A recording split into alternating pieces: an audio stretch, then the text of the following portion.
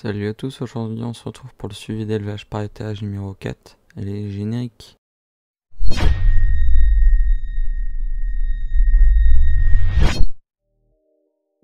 Aujourd'hui c'est au tour de mes tubes à essai, donc posés sur des supports imprimants 3D.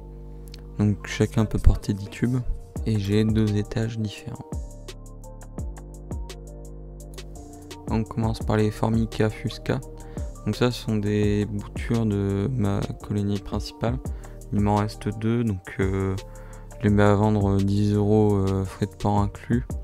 Donc si vous êtes intéressé, contactez-moi sur Discord ou Instagram. Là on a les Tramorium CF Semi-Livy ou Méridional.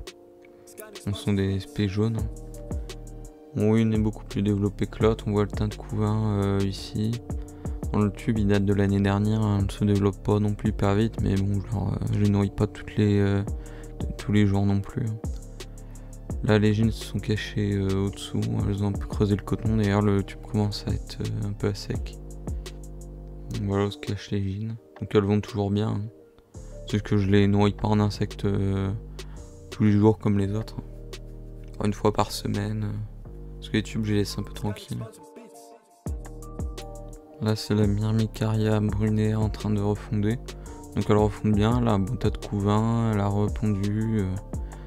Pas mal de larves. Elle commence à avoir des nymphes. Je crois qu'elle a 2-3 nymphes.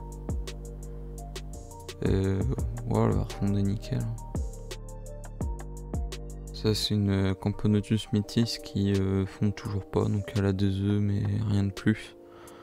Donc si vous voulez, bon, je la donne, juste les frais de port. Désolé pour la visibilité, mais j'ai une grosse hécatombe chez Odontomachus.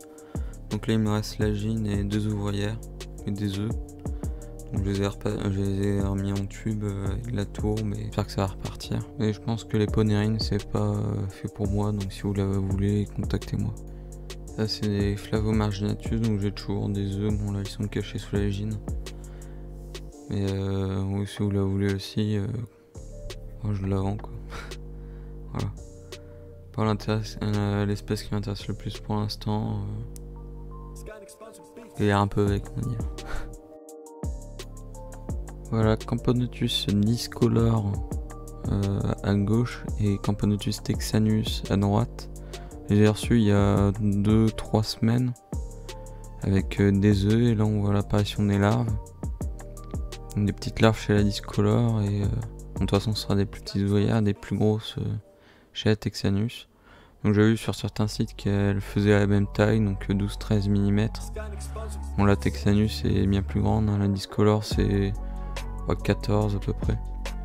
Et je pense qu'elles viennent tous les deux du Texas, comme la texanus on la retrouve principalement au Texas, d'où le nom. Et ouais, je pense qu'elles viennent toutes les deux du Texas. Voilà. De voir ce que ça va donner. Et pour terminer, une grosse maman V2, donc une petite Messor Barbarus un peu tardive hein, pour la fondation, mais je pense que ça va pas l'empêcher de fonder, hein. Elle a des larves qui commencent à apparaître. Et voilà, je vais me relancer une petite colonie comme ça. Donc c'est la fin de cette vidéo, donc si elle vous a plu, n'hésitez pas à liker, partager. Ça fait agrandir la chaîne. Merci pour les 150 abonnés. Franchement, ça fait bien plaisir. Je devais vous ouvrir quelque chose, mais malheureusement, le colis n'est pas arrivé.